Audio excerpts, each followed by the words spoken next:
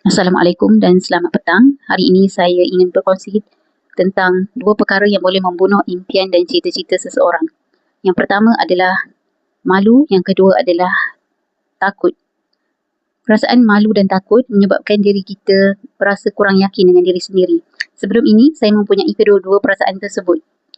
Tapi setelah semakin meningkat dewasa, saya cuba untuk mengubah diri saya ke arah yang lebih baik. Saya cuba membuang perasaan sifat malu dan takut tersebut untuk mencapai cita-cita saya.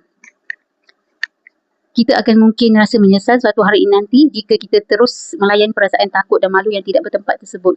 Bagi saya, perasaan tersebut perlulah dikawal dan perlu dilatih supaya tidak menjadi gangguan kepada perkara-perkara yang menyebabkan kita kurang yakin pada diri sendiri.